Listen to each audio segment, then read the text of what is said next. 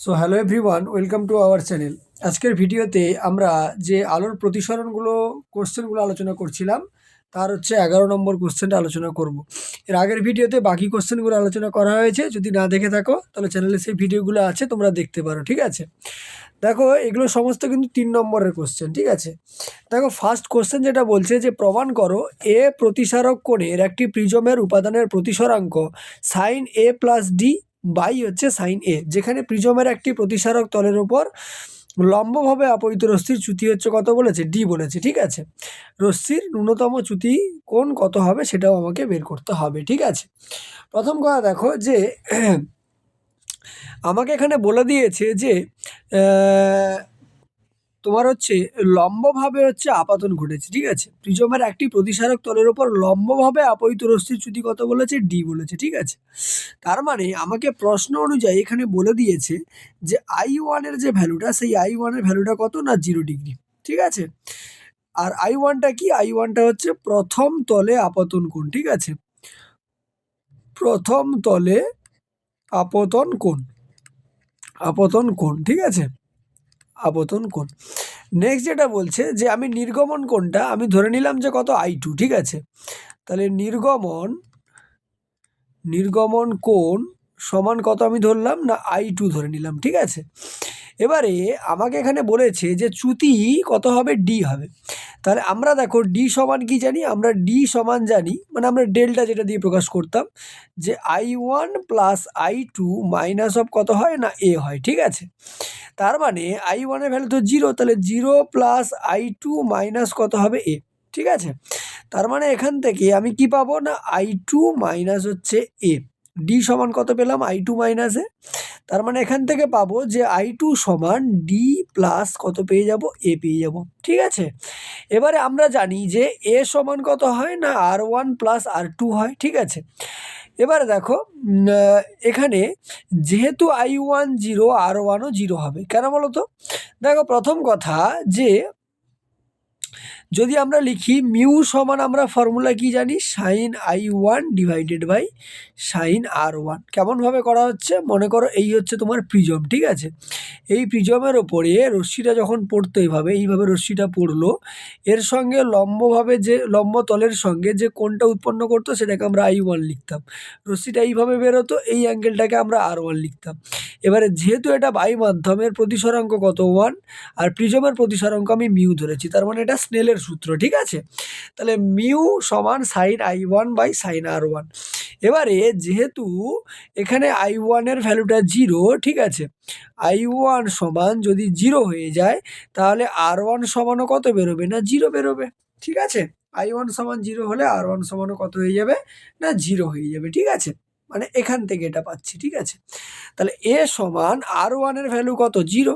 তাহলে এ সমান আমি কি পেয়ে যাব না, এ সমান হচ্ছে আমি R2 পেয়ে যাব। ঠিক আছে, এবারে দ্বিতীয় তলটাতে যদি আমি স্নেলের সূত্র লাগাই, দ্বিতীয় তল মানে কি, এখান থেকে দেখো রশ্মিটা এরমভাবে নির্গত হবে, এটা তার অভিলম্ব হবে, এই কোণটাকে আমরা I2 মনে করছি, আর এই ভেতরের কোণটাকে আমরা R2 মনে করছি। ঠিক আছে, তার মানে কি মিউ ইন্টু, যে দেখো যার প্রতিসরাঙ্ক নেব তারই সাইনের কোণটা বসবে, তার মানে mu into sine R2 equal to, এটা তো বায়ু মাধ্যমের প্রতিসরাঙ্ক 1, তার মানে 1 ইন্টু সাইন কত হবে I2। ঠিক আছে, এখান থেকে দেখো মিউ সমান কত পাবো না সাইন I2 ডিভাইডেড বাই হচ্ছে কত না সাইন হচ্ছে R2 পাবো। ঠিক আছে, এবারে I2, তাহলে সাইন I2-র ভ্যালু কত, ডি প্লাস এ বেরিয়েছে, তাহলে ব্র্যাকেটে লিখে দেবো এ প্লাস হচ্ছে ডি ডিভাইডেড বাই সাইন কত আছে R2, R2-র ভ্যালু কত বেরিয়েছে না এ বেরিয়েছে, তাহলে সাইন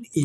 দেখো এইটাই আমাকে প্রমাণ করতে দিয়েছিল, প্রমাণ হয়ে গেল। ঠিক আছে, শুধু মাথায় রাখতে হবে যে লম্বভাবে আপতিত হয়েছে মানে I1 এর ভ্যালুটা কত ডিগ্রি হবে না I1 এর ভ্যালুটা 0 ডিগ্রি হয়ে যাবে। কারণ লম্বভাবে আপতন কখন ঘটবে না, এই ধরো প্রিজমের তল, তো অভিলম্বের সঙ্গে লম্বভাবে পড়েছে মানে I1 এর ভ্যালুটা 0। ঠিক আছে, সেটাই এখানে তোমাকে ধরে নিতে হবে। ঠিক আছে, আশা করি বুঝতে পেরেছো। চলে আসবো দেখো নেক্সট কোশ্চেনে, কোশ্চেন নাম্বার হচ্ছে 12। ঠিক আছে, কোশ্চেন নাম্বার 12 কি বলছে দেখো, কোশ্চেন নাম্বার 12 বলছে দেখো যে বলছে যে একটি স্বচ্ছ কাঁচের ঘনক একটি বইয়ের ছাপা অক্ষরগুলির ওপর বসিয়ে দেখা গেল যে অক্ষরগুলি পার্শ্বিক পৃষ্ঠগুলি দিয়ে দেখা যায় না। এই ঘটনাটি ব্যাখ্যা করো। তার মানে একটা তোমার হচ্ছে বইয়ের পাতার উপরে একটা কাঁচের হচ্ছে কিউব বা ঘনক রেখেছে, এবার পাশ থেকে অক্ষরগুলোকে দেখা যাচ্ছে না, এই ঘটনাটাকে ব্যাখ্যা করতে বলছে। ঠিক আছে, দেখো বায়ু সাপেক্ষে কাঁচের যদি প্রতিসরাঙ্ক আমরা বের করি, ঠিক আছে, অর্থাৎ বায়ু সাপেক্ষে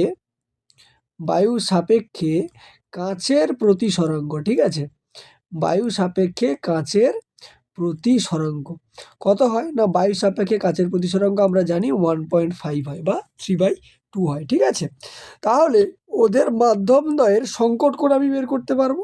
তাহলে সংকট কোণের ভ্যালু কত হবে না, সংকট কোণ, ঠিক আছে, সংকট কোণ সমান θc ইজিক্যাল টু কত হবে না, সাইন ইনভার্স অফ 1/μ হয়। ঠিক আছে, এই সম্পর্কটা কোত্থেকে এলো না, আমরা পড়েছিলাম সাইন θc সমান কত হয় 1/μ, ওখান থেকে θc সমান সাইন ইনভার্স 1/μ বেরোবে। ঠিক আছে, তো সাইন ইনভার্স 1/μ যদি আমি করি তাহলে সাইন ইনভার্স 1/1.5, ঠিক আছে, সরি, তাহলে সাইন ইনভার্স অফ 1/1.5 মানে 10/15, তার মানে যদি কাটাকাটি করো 2/3 আসবে। ঠিক আছে, কত আসবে 2/3।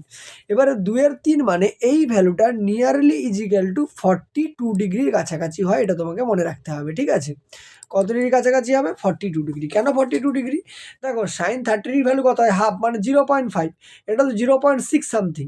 এবার সাইন 45 ডিগ্রির ভ্যালু হচ্ছে 1/√2, তার মানে 1/√2 চাইতে ছোট, আর এটা হচ্ছে হাফের থেকে বড় হচ্ছে, তার মানে 42 ডিগ্রি 41 ডিগ্রি এরকম কাছাকাছি আসবে। ঠিক আছে, এবারে দেখো কাঁচের ঘনক ও কাগজের মধ্যে একটা পাতলা বায়ুস্তর কিন্তু থাকবে।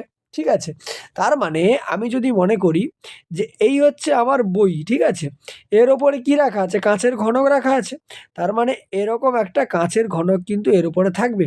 ঠিক আছে, এরকম সাইজের একটা কাঁচের ঘনক কিন্তু এর উপরে থাকবে, আর এই কাঁচের ঘনক আর হচ্ছে বইয়ের মাঝখানে কিন্তু এরকম একটা ফাঁকা জায়গা থাকবে, যেখানে কি থাকবে না, যেখানে হচ্ছে বায়ু থাকবে। ঠিক আছে, এবারে যখন আমি পাশ থেকে দেখার চেষ্টা করছি, ঠিক আছে, তার মানে রশ্মিটা আমার এইভাবে পড়বে, দেখো রশ্মিটা এই স্ট্রেট লাইন বরাবর পড়বে, মানে ধরো এরকমভাবে পড়লো। ঠিক আছে, রশ্মিটা পড়ার পরে এখান থেকে যে অ্যাঙ্গেলটায় পড়ছে, দেখো আপাতন কোণ যদি আমি ধরি, লম্বটা যদি আমি ধরি, এই হচ্ছে আমার তলের লম্ব। ঠিক আছে, তার মানে বেশি অ্যাঙ্গেলে পড়ে যাবে, পড়ে গেলে কি হবে, এটা আভ্যন্তরীণ পূর্ণ প্রতিফলন ঘটে এখানে চলে আসবে, আর এই অ্যাঙ্গেলটা কত ডিগ্রি হবে না 42 ডিগ্রি হবে। ঠিক আছে, তাহলে এইখানে যদি আমি একটা লম্ব অঙ্কন করি, তার মানে দেখো এই ভ্যালুটা কত ডিগ্রি, আমার 90 ডিগ্রি। ঠিক আছে, তার মানে এটা যদি 42 ডিগ্রি হয়, এটা নিশ্চয়ই কত হবে না 48 ডিগ্রি। কত ডিগ্রি 48 ডিগ্রি আসবে। কিন্তু দেখো সংকট কোণের মানটা কত 42 ডিগ্রি, তাহলে 42 ডিগ্রি চাইতে বেশি কোণে পড়েছে, মানে সংকট কোণের চাইতে বেশি কোণে পড়েছে, তার মানে রশ্মিটা তো এপারে আর বেরোবে না, রশ্মিটা কি হবে এইভাবে ওপরের দিকে বেরিয়ে যাবে, যার ফলে পাশ থেকে আমি কিছু দেখতে পাবো না।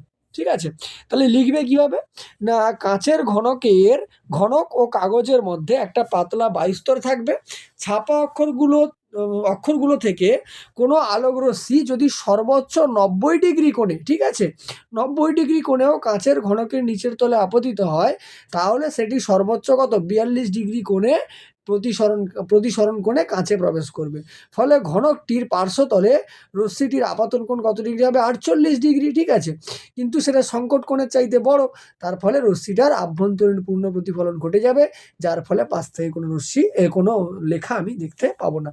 ঠিক আছে, বোঝা গেল। চলে আসবো দেখো পরের কোশ্চেনে, অর্থাৎ কোশ্চেন নাম্বার 13। ঠিক আছে, দেখো 13 কোশ্চেন আমাদেরকে কি বলছে। ঠিক আছে, দেখো কোশ্চেন কি বলছে, কোশ্চেন বলছে যে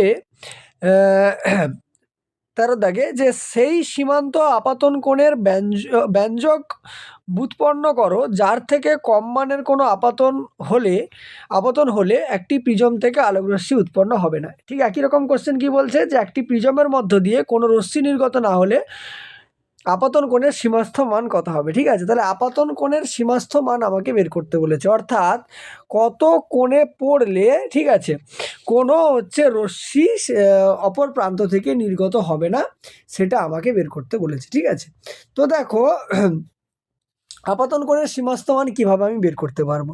প্রথম কথা দেখো, যদি আমি এখানে একটা প্রিজম অঙ্কন করে নিই, ঠিক আছে, ধরো আমি একটা প্রিজম এঁকে নিচ্ছি, ঠিক আছে, এই হচ্ছে মনে করো আমার হচ্ছে প্রিজমটা আমি এঁকে নিলাম, ঠিক আছে। এবার এটা একটু রোটেট করে দিই, দাঁড়াও 1 মিনিট, এটাকে একটু রোটেট করে দিলে তাহলে হচ্ছে ক্লিয়ার হয়ে যাবে। দেখো 1 মিনিট ধরো আমি এটা একটু রোটেট করে নিই, তাহলে আচ্ছা এখান থেকে এটাকে রোটেট করা যাবে না, তো আমি নর্মালি এঁকে নিচ্ছি, ঠিক আছে। দেখো আমি যদি প্রিজমের কোণটা আঁকি, ঠিক আছে, প্রিজমটা আঁকি তাহলে কেমনভাবে আঁকতে পারবো? প্রথম কথা মনে করো এই হচ্ছে আমার একটা তল, ঠিক আছে, আর এদিক বরাবর একটা তল আছে, ঠিক আছে, আর এই দিক বরাবর একটা তল আছে, ঠিক আছে। আচ্ছা এবারে রশ্মিগুলো কেমনভাবে যাচ্ছে? না মনে করো প্রথম যে রশ্মিটা পড়লো সেটা হচ্ছে এইভাবে এসে এখানে পড়েছে, ঠিক আছে, রশ্মিটা এইভাবে এসে এখানে পড়েছে, পড়ার পরে সেটা প্রতিসরণ ঘটবে, ঘটে দেখা গেল যে এখান থেকে এই দিক বরাবর এখানে এসছে, ঠিক আছে। এবারে নির্গত হবে না মানে কি? নির্গত হবে না মানে সেটা হচ্ছে বিভেদ তল ঘেঁষে চলে যাবে, তার মানে এইরকমভাবে জিনিসটা নির্গত হবে, ঠিক আছে। তার মানে এখানে যদি আমি অভিলম্ব অঙ্কন করি তাহলে একটা অভিলম্ব কিভাবে পাবো? না একটা অভিলম্ব পাবো এভাবে, ধরো মনে করো যে একটা অভিলম্ব আমি পাচ্ছি এভাবে, ঠিক আছে, একটা অভিলম্ব এভাবে থাকবে, আরেকটা অবিলম্ব আমি কী করে পাবো? না এখান থেকে সেটা হচ্ছে এইভাবে বাইরের দিকে বেরিয়ে যাবে, ঠিক আছে। এবারে রশ্মির গতিপথগুলো যদি আমি অঙ্কন করি, ঠিক আছে, তাহলে রশ্মির গতিপথ কেমনভাবে হবে? না এখান থেকে গেল, এখান থেকে গেল, আর এভাবে এখান থেকে বেরিয়ে গেল, ঠিক আছে। এবারে দেখো এই কোণটা আমি মনে করছি কত? না I1, ঠিক আছে।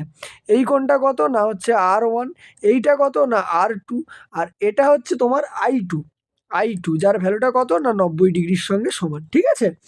আচ্ছা এবারে দেখো যদি আমি এখানে সরি, আমরা আগেই প্রমাণ করে এসেছি যে এর ভ্যালুটা কার সঙ্গে সমান হয়? না R1 প্লাস R2-র সঙ্গে সমান হয়। এই অ্যাঙ্গেলটা হচ্ছে এ, অর্থাৎ প্রিজমের প্রতিসারক কোণ, ঠিক আছে। তাহলে এ সমান R1 প্লাস R2 হয়। এখান থেকে আমরা লিখতে পারবো যে R2 সমান এ মাইনাস অফ R1 আমরা লিখতে পারবো, ঠিক আছে। এবারে দেখো যে এখানে কখন হচ্ছে 90 ডিগ্রি কোণে বেরোবে, মানে বিভেদ তল ঘেঁষে বেরোবে, যখন R2-র মানটা সংকট কোণের চাইতে সমান বা বড় হবে, ঠিক আছে। তাহলে আমি যদি লিখি যে I2 = 90 ডিগ্রি হতে গেলে অবশ্যই কী হতে হবে? অবশ্যই R2-র ভ্যালুটা > θc হতে হবে, ঠিক আছে। তো সবথেকে আমি কম ধরে নিতে পারি কত? না R2-র মানটা সবথেকে যেটা কম সম্ভব সেটা হচ্ছে θc, বা সংকট কোণের সমান হতে হবে, ঠিক আছে।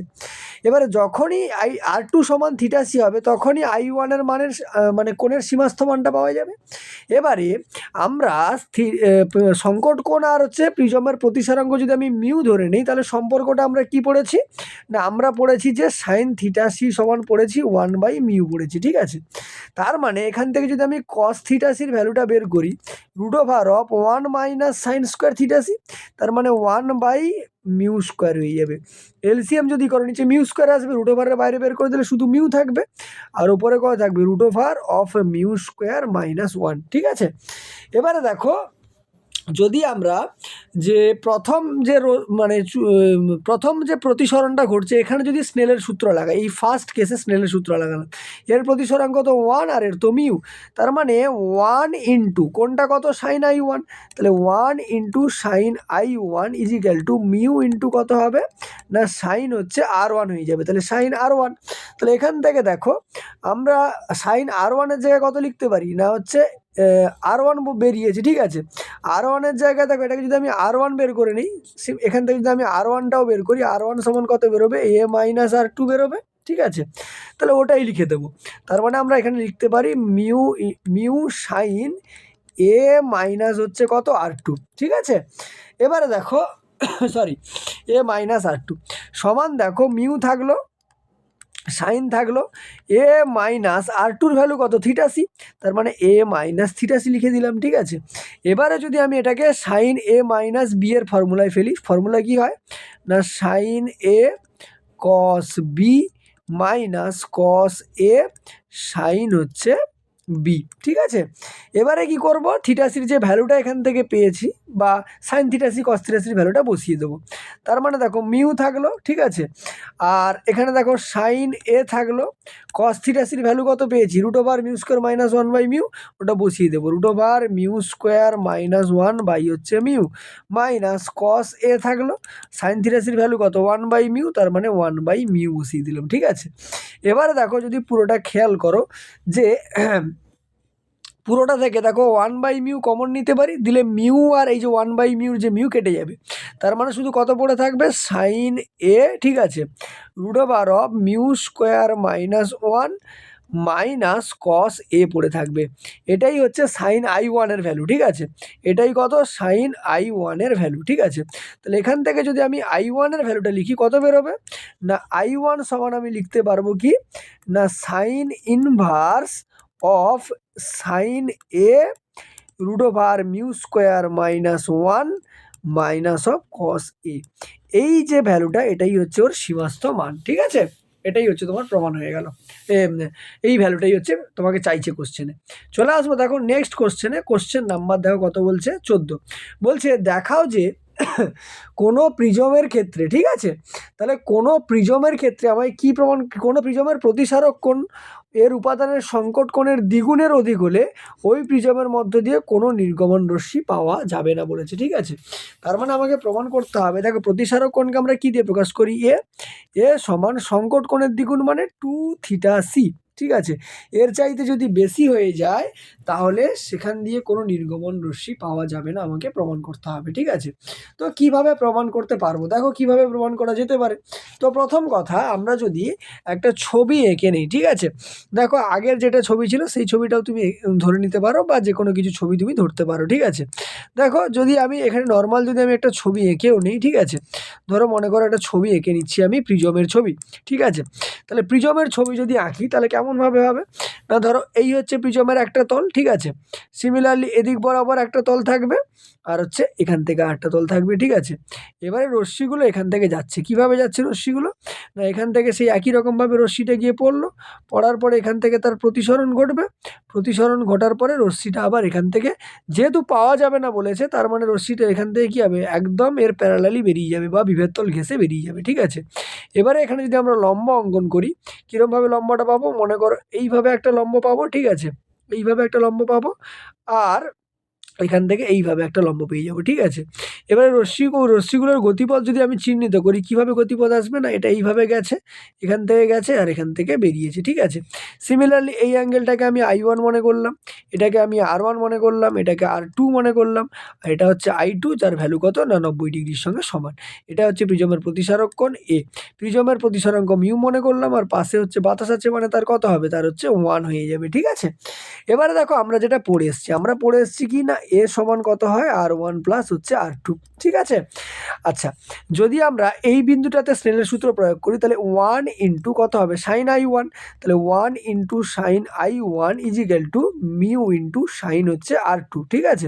এখান থেকে দেখো আমরা যেটা পাবো যে R1 সমান কত পাবো, না R1 সমান পেয়ে যাব সাইন ইনভার্স, একবারে লিখে দিচ্ছি সাইন I1 বাই মিউ, তাহলে ব্র্যাকেটে কত থাকবে সাইন I1 বাই হচ্ছে মিউ পেয়ে যাব, ঠিক আছে। এবারে দেখো পরেরটায় যদি আমি হচ্ছে প্রতিসরণের সূত্র লাগাই, ঠিক আছে, মানে এটা ফার্স্ট কেস মনে করো আর এটা সেকেন্ড কেস মনে করো, ঠিক আছে, এটা ফার্স্ট কেসের জন্য হয়ে গেল। সেকেন্ড কেসে যদি আমি স্নেলের সূত্র লাগাই তাহলে মিউ ইন্টু সাইন কত, না সাইন হচ্ছে R2, sine R2 equal to 1 into sine কত হবে, না হচ্ছে I2 হয়ে যাবে, ঠিক আছে। এখান থেকে দেখো R2 সমান কত পাবো, না সাইন ওখানে কি ইনভার্স হয়ে যাবে, তাহলে সাইন ইনভার্স এখানে কত আছে সাইন I2 ডিভাইডেড বাই কত চলে আসবে, না মিউ চলে আসবে, ঠিক আছে। অর্থাৎ আমি R1 আর R2 ভ্যালুটা বের করে নিলাম, ঠিক আছে। এবারে দেখো R1 আর R2 ভ্যালু যদি আমরা বের করে নিই, এবারে এর ভ্যালুটা কি হতো, এ সমান আমরা দেখো এখানে কি পেয়েছিলাম R1 প্লাস R2, ঠিক আছে। তাহলে ওইখানে এবার কি করব ভ্যালুগুলো বসাবো, তাহলে এ সমান কত বেরিয়েছিল R1 এর ভ্যালু কত এটা, ঠিক আছে। তাহলে sine inverse of sine I1 by হচ্ছে কত মিউ, প্লাস দেখো R2 ভ্যালু কত না এটা, তাহলে sine inverse of sine i2 divided by কত হবে না মিউ হবে। তাহলে এ সমান এটা পেয়ে গেলাম, ঠিক আছে। এবারে দেখো আমাকে বলছে যে যে নির্গমন রশ্মি পাওয়া যাবে না। পাওয়া যাবে না মানে আমি হচ্ছে কি করব না ভ্যালুগুলো এবারে বসি পুট করে দেবো, ঠিক আছে। তো প্রথম কথা দেখো i1 এর ভ্যালু কত না নির্গমন রশ্মি যেহেতু পাওয়া যাবে না, তার মানে সরি i1 এর ভ্যালুটা দেখো i2 এর ভ্যালুটা কত ডিগ্রি হবে 90 ডিগ্রি হবে। i2 এর ভ্যালু আমি এখান থেকে কত পাচ্ছি না 90 ডিগ্রি পেয়ে যাচ্ছি। তাহলে i2 এর জায়গায় আমি কত ডিগ্রি বসাবো 90 ডিগ্রি বসাবো, ঠিক আছে। তার মানে দেখো এটা কত লিখবো না sine inverse of sine i1 by mu আছে, ঠিক আছে। সাইন i1 বাই কত আছে মিউ আছে।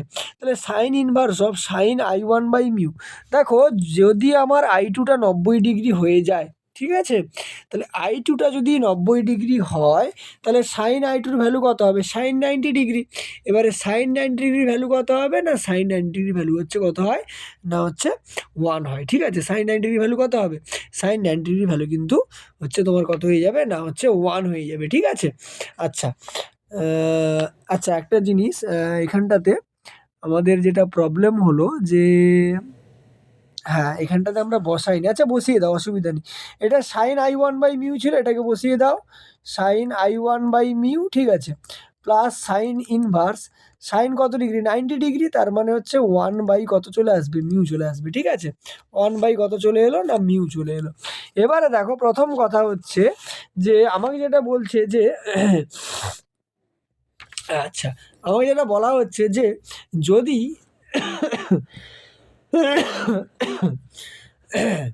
তার মানে সাইন ইনভার্স, ঠিক আছে, সাইন i1 বাই মিউ আছে, ঠিক আছে। সাইন i1টাকেও কত ধরতে হবে আমাকে 90 ডিগ্রি ধরতে হবে। কেন 90 ডিগ্রি ধরবো না দেখো এদিক থেকে যদি রশ্মিটা ঢোকে সেটাও কত ডিগ্রিতে বেরোবে 90 ডিগ্রিতে বেরোবে, ঠিক আছে। তার মানে আমি যেটা বলতে চাইছি যে এই রশ্মিটা যদি হচ্ছে এর তল বরাবর যায় ঘেঁষে যায়, ঠিক আছে, তাহলে সেক্ষেত্রে i1 এর ভ্যালুটাও কত ডিগ্রি হতে হবে 90 ডিগ্রি কিন্তু হতে হবে। তার মানে এটা হচ্ছে 1 বাই মিউ আসবে, প্লাস দেখো এটাও সাইন ইনভার্স কত আসবে না হচ্ছে 1 বাই মিউ তো রয়েছে, ঠিক আছে। এবারে দেখো 1 বাই মিউ মানে এটাকে যদি যোগ করে দেই লিখতে পারবো কি 2 সাইন ইনভার্স 1 বাই মিউ, ঠিক আছে। এবারে দেখো 2 সাইন ইনভার্স 1 বাই মিউ মানে কি থিটা সি বা সংকট কোণ। তাহলে এর মানটা কার সঙ্গে সমান হলো থিটা 2 থিটা সির সঙ্গে সমান হলো, তখন হচ্ছে আমি বিভেদ তল ঘেঁষে পাচ্ছি। তার মানে যদি এর মানটা 2 থিটা সির চাইতে বেশি হয়ে যায় তাহলে কিন্তু আমি আর এই তল বরাবরও কোনো রশ্মি পাবো না, ঠিক আছে। আশা করি বোঝা গেল, ঠিক আছে। চলে আসছি দেখো পরের কোশ্চেনে অর্থাৎ 15 দাগের কোশ্চেনে, ঠিক আছে।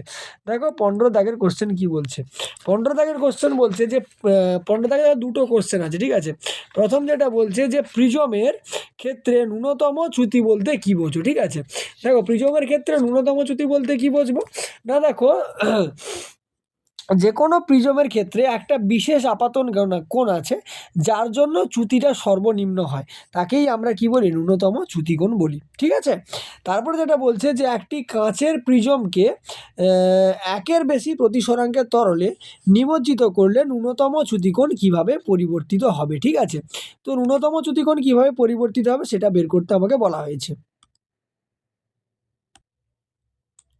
তাহলে দেখো যদি কাঁচের প্রিজমকে আমরা হচ্ছে একের বেশি প্রতিসরাঙ্কের তরলে নিমজ্জিত করি তাহলে কি ঘটবে মূলত যেটা ঘটবে সেটা হচ্ছে যে ন্যূনতম যে চ্যুতিকোণটা পেতাম আমরা সেই ন্যূনতম চ্যুতি কোণের মান ন্যূনতম চ্যুতিকোণের মান কমে যাবে, ঠিক আছে, বা কমবে।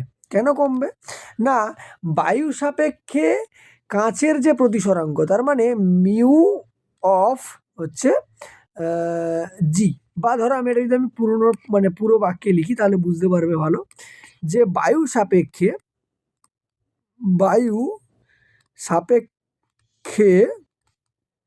কাঁচের প্রতিসরাঙ্ক, ঠিক আছে, বায়ু সাপেক্ষে কাঁচের প্রতিসরাঙ্ক যা হবে তার চাইতে জল সাপেক্ষে কাঁচের প্রতিসরাঙ্ক বেশি হবে, ঠিক আছে।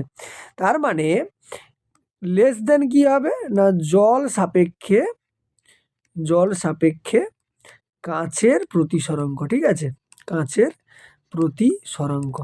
তাহলে ঘটনাটা কি ঘটবে না, দেখো ন্যূনতম চ্যুতির আমরা ফর্মুলা কি পড়েছিলাম, ডেল্টা এম সমান পড়েছিলাম যে আচ্ছা ন্যূনতম চ্যুতি যে ফর্মুলা, ঠিক আছে, ন্যূনতম চ্যুতি যদি আমরা মনে করি বা মিউ যদিও আমরা মনে করি সেটাও হতে পারে, ঠিক আছে, মিউও লিখতে পারো, মিউ দিয়ে ওটাকে প্রকাশ করতে পারো, বা শুধুমাত্র ডেল্টা এম যেটা ছিল সেটা দিয়েও তুমি প্রকাশ এখানে করতে পারো, ঠিক আছে, বা যদি আমি মিউ দিয়েও প্রকাশ করি, ধরো আমি মিউ দিয়ে প্রকাশ করছি এখানে, তাহলে মিউ দিয়ে যদি প্রকাশ করি তাহলে ফর্মুলা কি ছিল না, মিউ সমান সাইন ডেল্টা এম প্লাস হচ্ছে a/2 ডিভাইডেড বাই কত হতো, সাইন হচ্ছে a/2। এবারে দেখো এখানে যদি খেয়াল করো যে এর তো কোনো চেঞ্জ ঘটছে না, তার মানে এ হচ্ছে নো চেঞ্জ, ঠিক আছে, নো চেঞ্জ, এর কোনো চেঞ্জ ঘটছে না। এবারে দেখো প্রথম ক্ষেত্রে যখন বায়ুর সাপেক্ষে হচ্ছে তখন মিউ এর মানটা কম, এবারে যখনই জলে দিচ্ছি মিউ অফ জলে বলছি মিউ অফ কোনো লিকুইড, দেখো জল সাপেক্ষে এটা লিখেছি, এটা তরল সাপেক্ষে লেখো, কোনো তরল সাপেক্ষে, ঠিক আছে, তাহলে মিউ লিকুইডের মানটা বেশি, এর মানটা বড় হয়ে যাওয়া মানে ডেল্টা এম এর মানটা কিন্তু কি হয়ে যাবে, কমে যাবে, ঠিক আছে, অর্থাৎ চ্যুতিকোণের মান কি হবে, ন্যূনতম চ্যুতিকোণের মানটা কিন্তু কম হবে, ঠিক আছে। চলে আসবো দেখো পরের কোশ্চেনে, ঠিক আছে, পরের কোশ্চেনে দেখো, পরের কোশ্চেন কি বলছে, পরের কোশ্চেন বলছে প্রিজমের ন্যূনতম চ্যুতির শর্ত লেখো, ঠিক আছে, তাহলে প্রিজমের ন্যূনতম চ্যুতির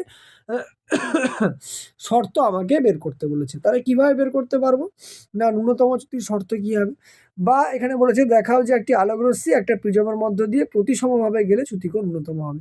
প্রতিসম মানে কি, যেই অ্যাঙ্গেলে আপাতন কোণ প্রথম যেটা একদম লাস্টেও আপাতন কোণ সেটা হতে হবে, ঠিক আছে। প্রথম কথা দেখো, যদি আমি নর্মালি গাণিতিকভাবে প্রমাণ করি, কিভাবে প্রমাণ করতে পারবো না, দেখো চ্যুতিকোণের যে রাশিমালাটা পড়েছি ডেল্টা সমান I1 প্লাস I2 মাইনাস এ পড়েছি আমরা, ঠিক আছে, এবারে এটা তো প্রতিসারক কোণ, প্রতিসারক কোণ তো ধ্রুবক হয়, ঠিক আছে, তার মানে ডেল্টা সমান যদি ডেল্টা মিনিমাম অর্থাৎ ডেল্টা এম হয় তাহলে তাহলে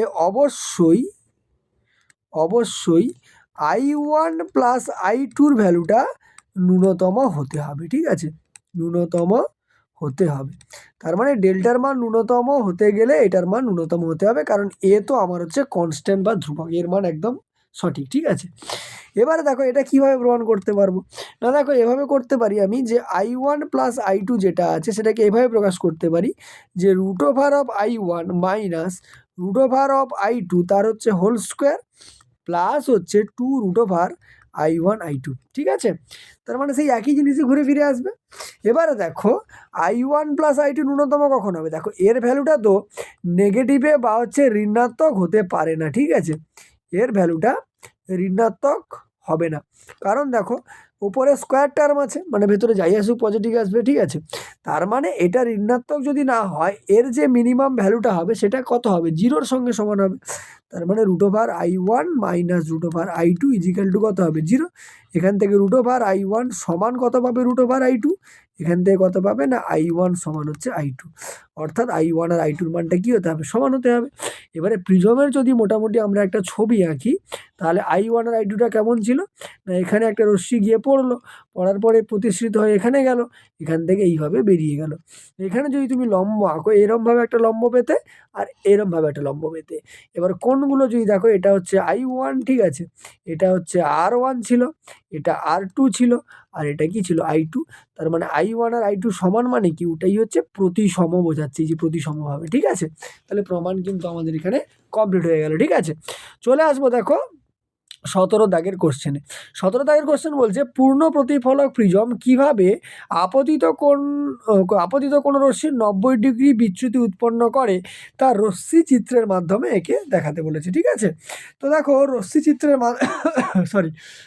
চিত্রের মাধ্যমে সেটাকে আমরা কিভাবে আঁকতে পারবো, দেখো পূর্ণ প্রতিফলক প্রিজমের কথা বলা হচ্ছে, তাহলে প্রিজম যদি আমি একটা আঁকি, ঠিক আছে, মনে করো আমি প্রিজমটা আঁকছি, ঠিক আছে, মনে করো এই হচ্ছে আমার একটা প্রিজমের একটা তল আর এই হচ্ছে এদিকে আরেকটা তল, ঠিক আছে, তাহলে দুটো তল হলো, এবারে আরেকটা তল কিভাবে আঁকবো না, এখান থেকে আরেকটা তল এভাবে এঁকে দিলাম, ঠিক আছে। এবারে পূর্ণ প্রতিফলক প্রিজম মানে কি না, পুরো রশ্মিটাকে ঘুরিয়ে দেবে, ঠিক আছে, তো এটাকে কিভাবে আঁকা যেতে পারে, দেখো এভাবে না, যদি আমি প্রিজমের ছবিটা এভাবে না আঁকি এভাবে আঁকি ধরো, তাহলে বুঝতে সুবিধা হবে, ধরো প্রিজমের ছবিটা আমি এভাবে আঁকছি, এই হচ্ছে প্রিজম, তাহলে ভালো বুঝতে পারবে, এই হচ্ছে মনে করো একটা প্রিজম, ঠিক আছে, এই হচ্ছে প্রিজম। এবার এই যদি প্রিজম হয়, এখান থেকে রশ্মিটা কিভাবে নির্গমন হবে দেখো। প্রথম কথা, রশ্মির নির্গমন কেমন হবে হচ্ছে, রশ্মিটা প্রথমে কি করবে, যে এখান থেকে পুরো লম্বভাবে আপতিত হয়ে এখানে চলে আসবে, ঠিক আছে। তাহলে লম্ব আপতন ঘটলো, ঘটে এখান থেকে ওই ধারে না গিয়ে এর পূর্ণ প্রতিফলন ঘটে যাবে, অর্থাৎ এদিক বরাবর চলে যাবে। তার মানে ঘটনাটা কি করলো, এখানে এইভাবে পড়লো আর এখান থেকে এইভাবে বেরিয়ে গেল, ঠিক আছে। এবারে এই যে অ্যাঙ্গেলটা দেখতে পাচ্ছ, এই অ্যাঙ্গেলটা কত ডিগ্রি হবে, 90 ডিগ্রি হবে, অর্থাৎ এখানে কিন্তু তোমার হচ্ছে রশ্মির হচ্ছে পূর্ণ প্রতিফলন ঘটে গেল, ঠিক আছে। চলে আসবো দেখো নেক্সট কোশ্চেনে, অর্থাৎ 18 দাগের কোশ্চেনে, ঠিক আছে। দেখো 18 দাগের কোশ্চেন কি বলছে, 18 দাগের কোশ্চেন বলছে মরীচিকা কি। ফার্স্ট কোশ্চেন কি বলছে, যে মরীচিকা কি, ঠিক আছে। দেখো এটা তোমাদের বইতে পেয়ে যাবে, তবু আমি একবার বলে দিই। মরীচিকা হচ্ছে একটা দৃষ্টিভ্রম, ঠিক আছে। এটি মূলত আলোর অভ্যন্তরীণ পূর্ণ প্রতিফলনের ফলে সৃষ্টি হয়, আর মরু অঞ্চলে এবং শীতপ্রধান দেশে এটা কিন্তু দেখা যায়, ঠিক আছে। তারপরে যেটা বলছে, একটা চিত্রের সাহায্যে মরুভূমিতে কেন মরীচিকা দেখা যায় সেটা ব্যাখ্যা করতে বলছে। দেখো প্রথম কথা, মরুভূমিতে কেন মরীচিকা দেখা যাবে, ধরো মনে করো এই হচ্ছে স্থলভাগ, ঠিক আছে। এইখানে মনে করো কোনো গাছ টাছ আছে, ঠিক আছে। এইখানে কোনো গাছটা যেরকমভাবে আছে। এবারে দেখো, যখন আমরা যখন হচ্ছে আলোক রশ্মিটাকে দেখবো কেমনভাবে হবে, দেখো এখান থেকে যখন রশ্মিটা বারবার পড়বে, দেখো বায়ুমণ্ডলের প্রত্যেকটা স্তর সমানভাবে গরম হয় না, ঠিক আছে। তার মানে এখানটাতে তুমি এরকম কিছু, সরি ছবিটা সোজা করে আঁকি, কিছু স্তর পাবে, বেশ কিছু এখানে স্তর পাবে। কিভাবে পাবে, এক মিনিট, বেশ কিছু হচ্ছে কি বললাম, বেশ কিছু তুমি এখানে স্তর পাবে, মানে কি এরকমভাবে বেশ কিছু স্তর এখানে তুমি পাবে। ধরো এই একটা স্তর পেলে বায়ুমণ্ডলে, এই একটা ওপরে একটা স্তর পেলে, ঠিক আছে। আচ্ছা এর ওপরে ধরো আবার একটা স্তর পেলে, হ্যাঁ, তারপরে ধরো আবার একটু ওপরে আবার একটা স্তর পাবে, মানে এই প্রত্যেকটা স্তরের টেম্পারেচার কিন্তু আলাদা, ঠিক আছে। টেম্পারেচার আলাদা, তার মানে এরা হচ্ছে একটা একটা মাধ্যম হিসেবে কাজ করবে, এবং ওপরেরগুলো হচ্ছে ঘন মাধ্যম হবে, নিচের দিকে যত আসবে তত লঘু মাধ্যম হবে। যার ফলে ঘটনা কি ঘটবে না, রশ্মিগুলো যখন এখান থেকে যাবে, আলোক রশ্মিগুলো যাবার সময় ধীরে ধীরে কিন্তু বাঁক নিতে থাকবে। বাঁক নিতে এখান থেকে এখানে পড়লো, এখান থেকে অল্প একটু বাঁক নিল, এখান থেকে আর একটু বাঁক নেবে, এখান থেকে আর একটু বাঁক নেবে, এরকম করতে করতে একটা জায়গায় এসে কিন্তু ওর অভ্যন্তরীণ পূর্ণ প্রতিফলন ঘটে যাবে, এবং রশ্মিটা এইভাবে যাবে।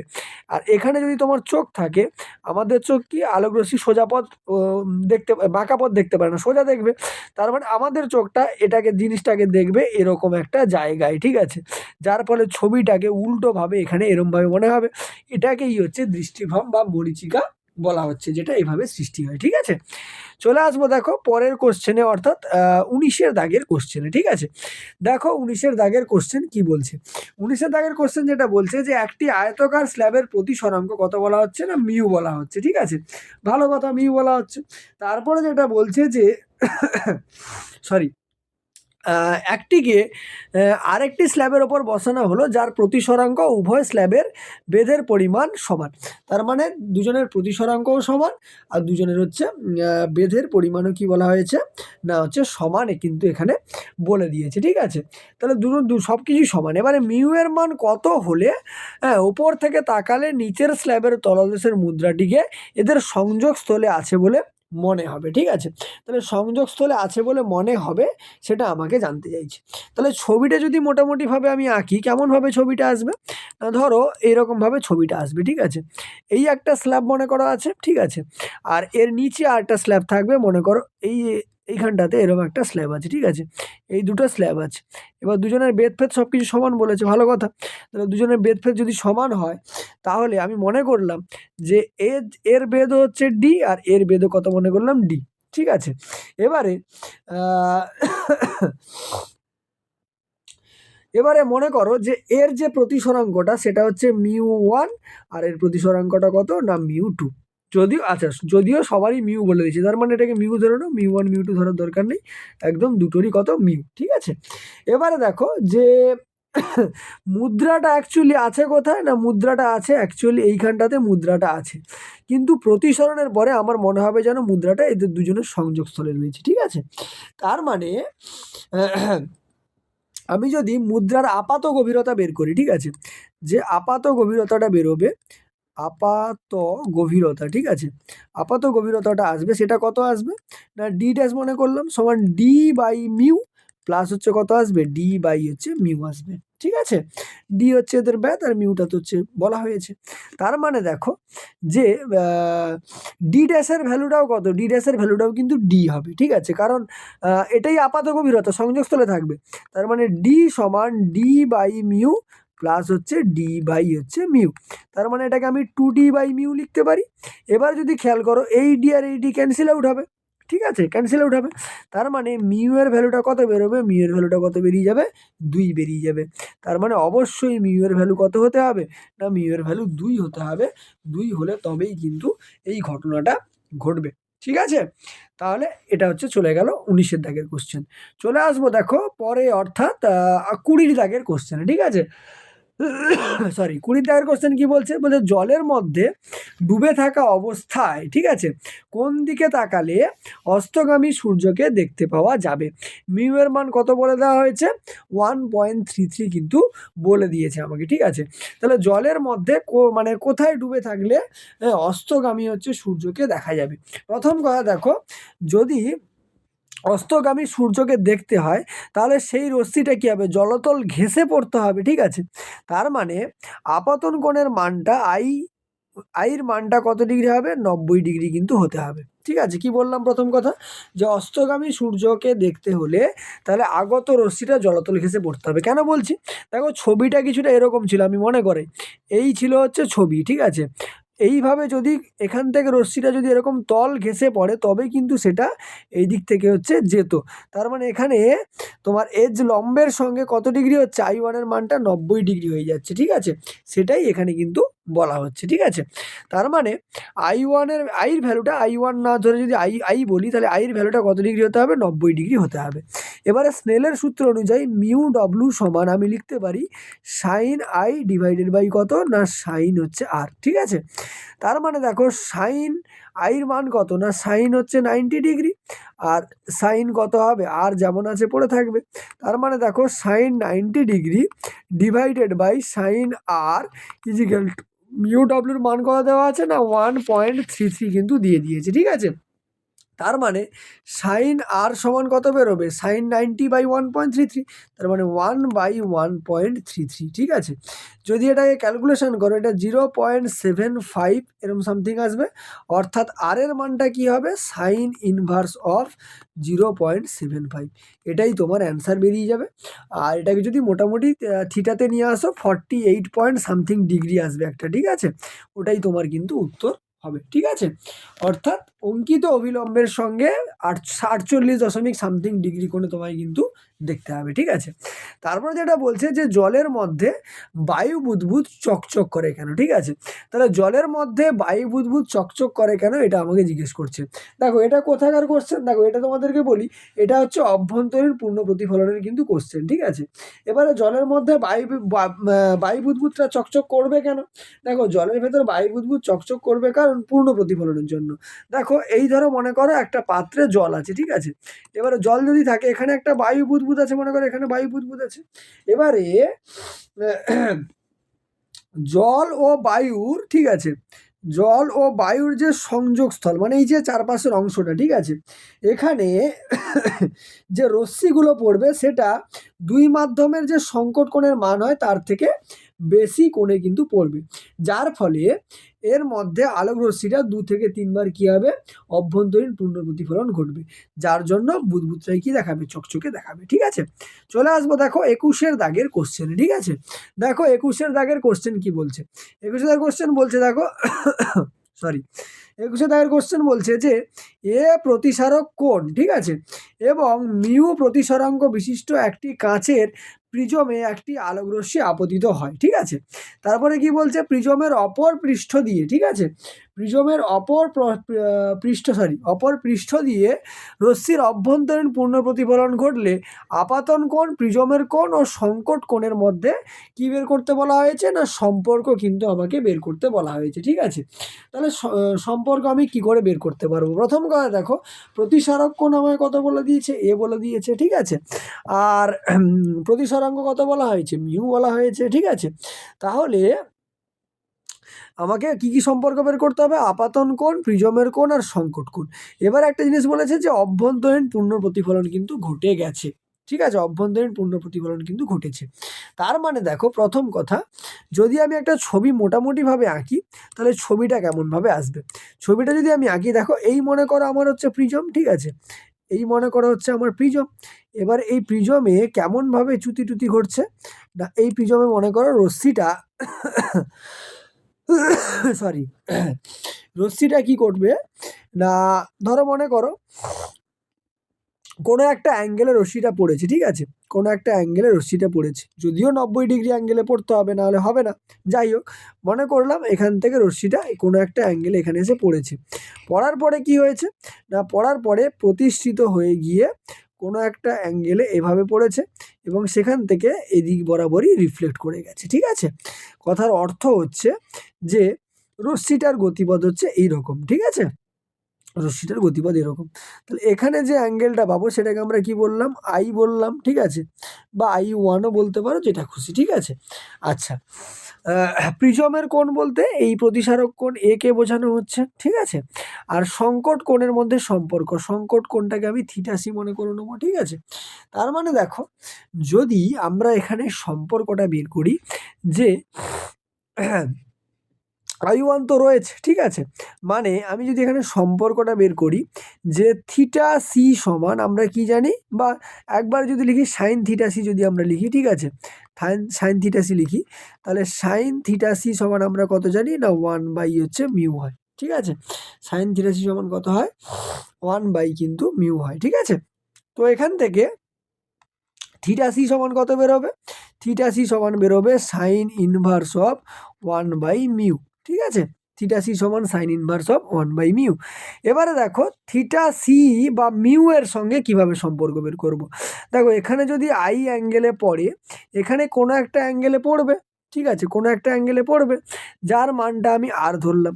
তাহলে মিউ যদি ধরি, তার এর তো বায়ু মাধ্যম, তার মানে এর প্রতিসরাঙ্ক 1, এর প্রতিসরাঙ্ক মিউ।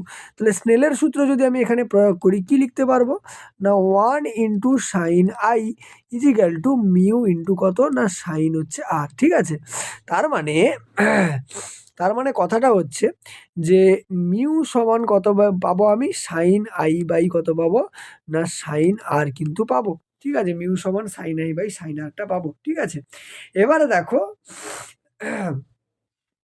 এখান থেকে দেখো 1/, মিউ সমান আমি কি লিখতে পারি না, সাইন আর বাই কত লিখতে পারি না, সাইন হচ্ছে আই লিখতে পারি। তার মানে এখানে সাইন ইনভার্স অফ 1/, মিউ এর ভ্যালুটা বসিয়ে দেবো, that is sine R by হচ্ছে কত, সাইন আই। ঠিক আছে, তাহলে থিটা সি সমান এটা বেরিয়ে গেল, এটাই হচ্ছে সম্পর্ক। ঠিক আছে, বোঝা গেল। ঠিক আছে, চলে আসবো দেখো পরের কোশ্চেনে। ঠিক আছে, পরের কোশ্চেন অর্থাৎ 22 দাগের কোশ্চেনে প্রথম কোশ্চেন যেটা বলছে যে পাতলা প্রিজম কি। দেখো, পাতলা প্রিজম বলতে কি বোঝানো হচ্ছে, পাতলা প্রিজম বলতে যে প্রিজমের প্রতিসারক কোণের মান খুব ছোট, তার মানে এইরকম ধরনের একটা প্রিজম। ঠিক আছে, এই যে প্রিজমটা আঁকা হলো, এর ক্ষেত্রে কিন্তু প্রতিসারক কোণের মান, অর্থাৎ এই যে অ্যাঙ্গেলটা এটা হচ্ছে খুব ছোট বা হচ্ছে স্মল, এটাকেই আমরা কি বলছি, পাতলা প্রিজম বলছি। ঠিক আছে, পরে যেটা বলছে, বায়ু থেকে কাঁচের প্রিজমের ভেতর দিয়ে গেলে আলোক রশ্মি কেন ভূমির দিকে বেঁকে যায়। দেখো যেটা বলা হচ্ছে, বায়ু থেকে কাঁচের প্রিজমের ভেতর দিয়ে গেলে কেন বেঁকে যাবে। দেখো ছবিটা যদি আঁকি আমাদের ক্লিয়ার হয়ে যাবে।